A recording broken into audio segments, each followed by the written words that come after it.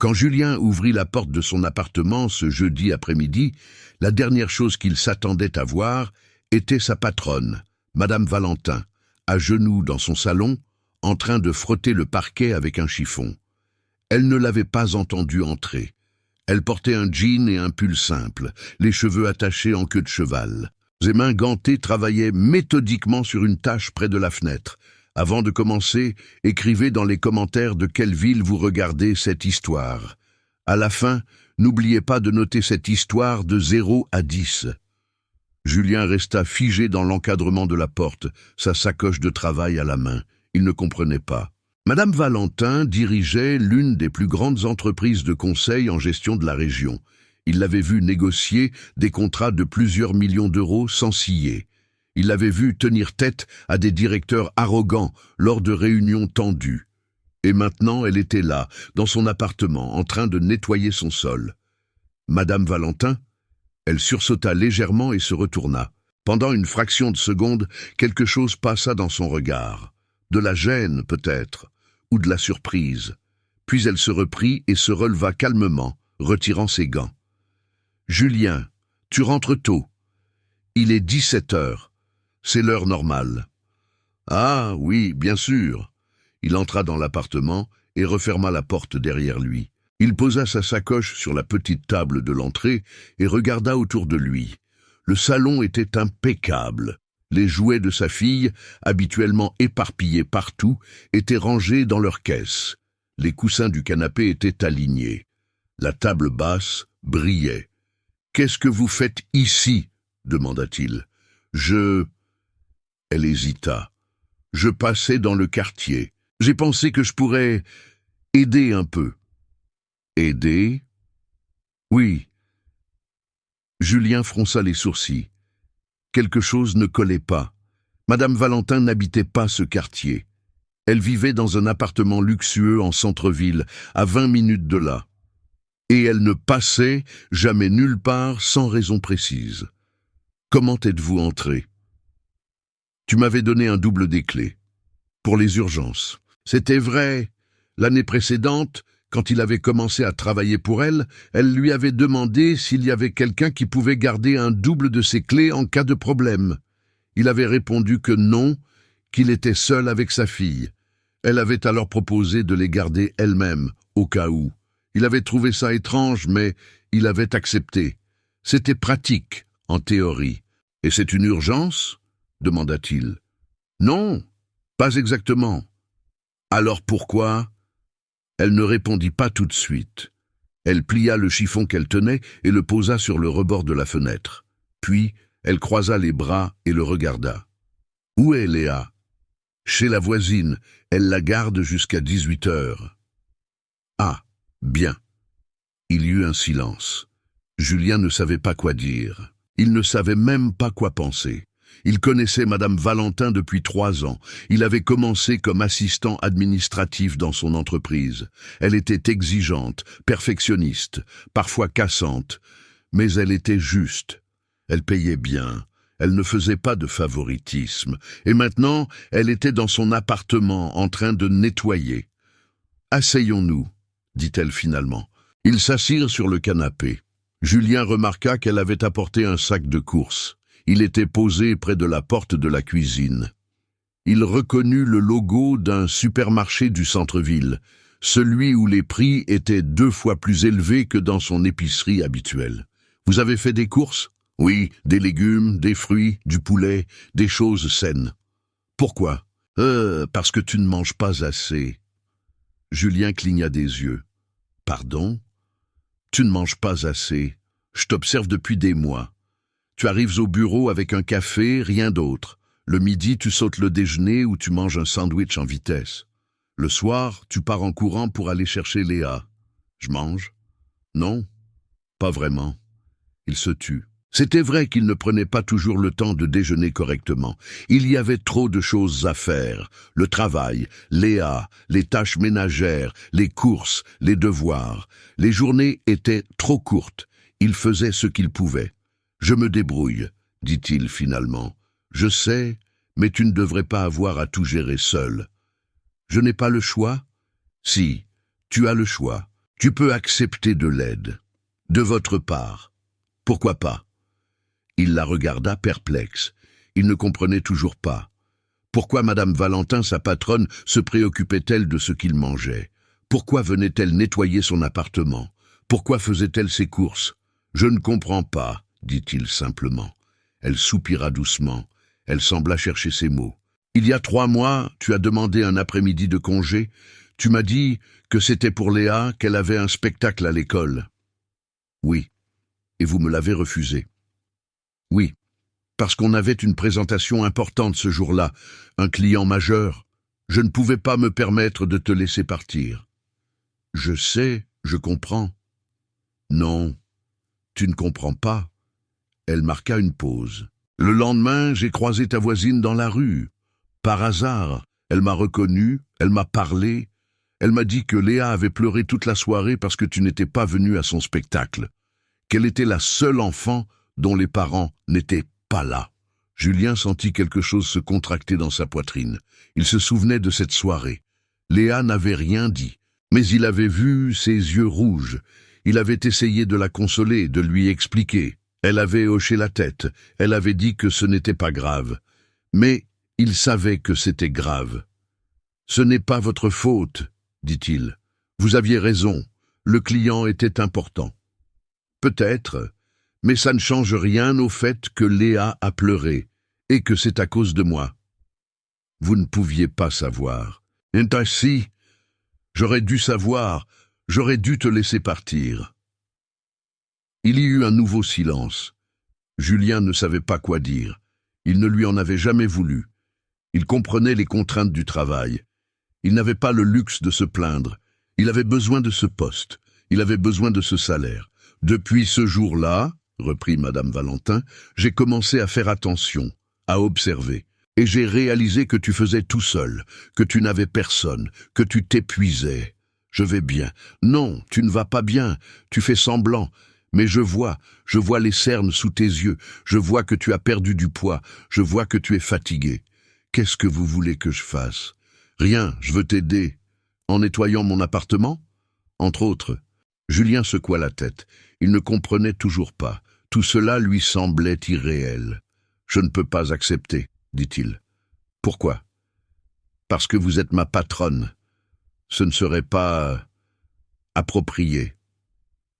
Je suis ta patronne au bureau. Ici, je suis juste quelqu'un qui veut t'aider. Ce n'est pas si simple. Si, ça l'est. Elle se leva et alla chercher le sac de courses dans la cuisine. Elle commença à ranger les produits dans le réfrigérateur et dans les placards. Julien la regarda faire, immobile sur le canapé. Il ne savait pas comment réagir. « Vous n'êtes pas obligé de faire ça, » dit-il. « Je sais, mais je veux le faire. »« Pourquoi ?» Elle ne répondit pas immédiatement. Elle continua de ranger les courses. Puis, sans se retourner, elle dit « Parce que je sais ce que c'est, d'être seule, de tout gérer seule, de ne jamais avoir le temps de souffler. »« Vous ? » ?»« Oui, moi. » Elle referma le réfrigérateur et revint s'asseoir. Elle sembla hésiter, puis reprit « J'ai perdu mon mari il y a 15 ans, cancer.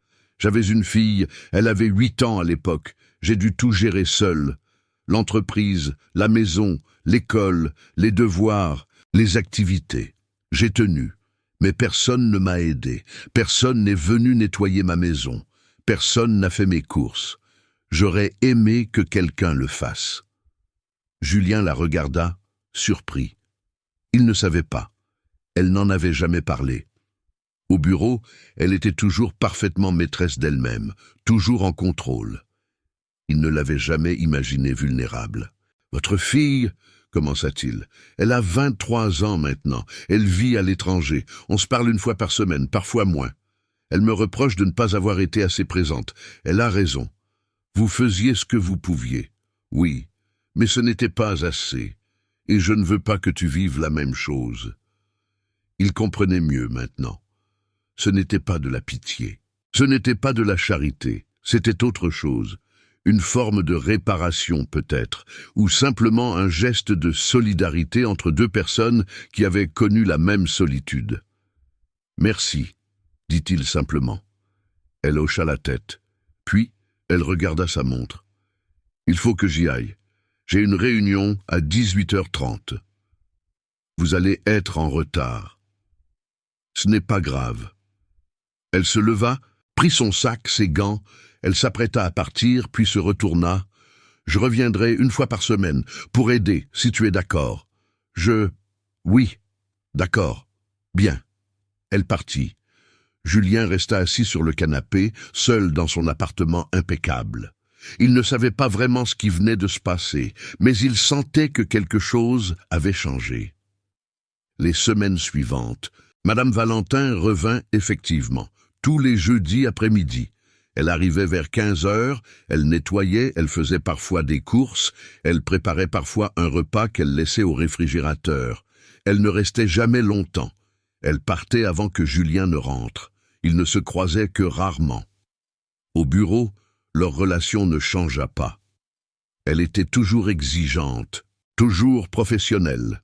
Personne ne savait ce qu'elle faisait le jeudi après-midi. Julien n'en parlait pas. Il ne savait pas comment en parler. Et puis, au fond, il avait peur que si d'autres l'apprenaient, elle arrête. Un jeudi, Julien rentra plus tôt que d'habitude. Il avait réussi à finir son travail en avance. Quand il ouvrit la porte, il la trouva dans la cuisine, en train de préparer un gratin. Elle avait mis un tablier qu'elle avait dû apporter elle-même. Elle sursauta en le voyant. « Encore une fois, » dit-il avec un léger sourire, « j'aurais dû t'envoyer un message. » Ce n'est pas grave. Il entra et posa sa sacoche. Il regarda ce qu'elle préparait. Ça sentait bon. Des pommes de terre, du fromage, des herbes. « Vous savez cuisiner, » dit-il. « Un peu. Pas autant que je le voudrais. C'est déjà beaucoup. » Il s'approcha et regarda par-dessus son épaule. Elle découpa les pommes de terre en tranches fines, les disposa dans un plat, ajouta de la crème, du fromage râpé. « Je peux vous aider ?» demanda-t-il. « Si tu veux. » Ils préparèrent le repas ensemble. Ils ne parlaient pas beaucoup. Juste quelques phrases, de temps en temps. Des instructions, des questions pratiques. Mais le silence n'était pas pesant. Il était presque confortable. Quand le gratin fut prêt, elle le mit au four et régla la minuterie. « Ça va cuire pendant 40 minutes. Tu peux le sortir quand le minuteur sonne. »« D'accord. » Elle enleva son tablier et le plia soigneusement, puis elle se tourna vers lui. « Où est Léa ?»« Elle est encore chez la voisine. Je vais la chercher dans une demi-heure. »« Elle va bien ?»« Oui, elle va bien. »« Tant mieux. » Elle prit son sac. Mais cette fois, elle ne partit pas immédiatement. Elle resta debout dans l'entrée, comme si elle hésitait. « Il y a quelque chose ?» demanda Julien. « Je me demandais, est-ce que tu accepterais que je vienne dîner avec vous un soir ?» Il fut surpris. « Vous voulez dîner ici ? Si ça ne te dérange pas, j'aimerais rencontrer Léa. Pourquoi ? Parce que j'entends parler d'elle depuis 3 ans. Parce que tu parles d'elle tout le temps. Parce que j'ai l'impression de la connaître sans l'avoir jamais vue. » Julien réfléchit. Il ne savait pas si c'était une bonne idée. Il ne savait pas comment Léa réagirait. Mais il sentait que refuser serait blessant. « D'accord, vendredi soir, si vous voulez. »« Parfait, je viendrai vers 19h. » Elle partit. Julien alla chercher Léa. En rentrant, il lui dit qu'ils auraient une invitée le lendemain soir. Léa demanda qui. Il répondit que c'était sa patronne. Léa fronça les sourcils. « Pourquoi elle vient ? » ?»« Parce qu'elle veut te rencontrer. »« Non, pourquoi ? » ?»« Je ne sais pas exactement, mais je pense qu'elle est gentille. » Léa ne sembla pas convaincue, mais elle accepta. Le vendredi soir, Madame Valentin arriva à 19h précise. Elle portait une robe simple, pas trop élégante, pas trop décontractée. Elle avait apporté un bouquet de fleurs et une boîte de chocolat. Léa ouvrit la porte et la regarda avec méfiance. « Bonjour, » dit Madame Valentin. « Tu dois être Léa. »« Oui, je suis Claire. » Léa ne dit rien. Elle se tourna vers son père qui arrivait derrière elle. « Entre, » dit Julien. Madame Valentin entra. Elle tendit les fleurs à Léa. « C'est pour toi. » Léa prit les fleurs, surprise.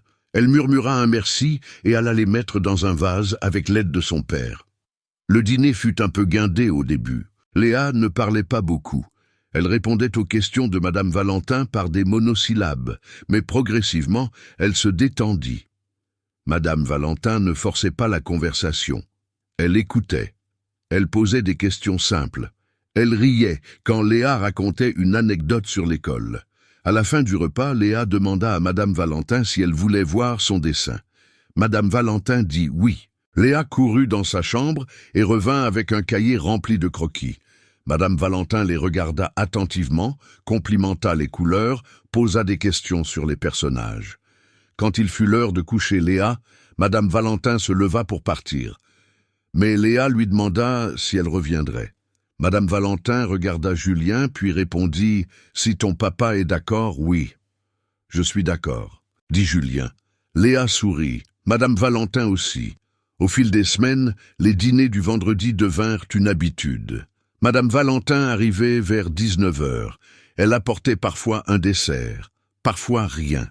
Elle discutait avec Léa. Elle l'aidait à faire ses devoirs quand c'était nécessaire. Elle racontait des histoires sur son propre travail. Léa l'adorait. Elle l'appelait Claire maintenant, pas Madame Valentin. Julien observait tout cela avec un mélange de gratitude et de confusion. Il ne comprenait toujours pas vraiment pourquoi Madame Valentin faisait tout ça, mais il voyait que Léa était heureuse, et lui-même se sentait moins seul.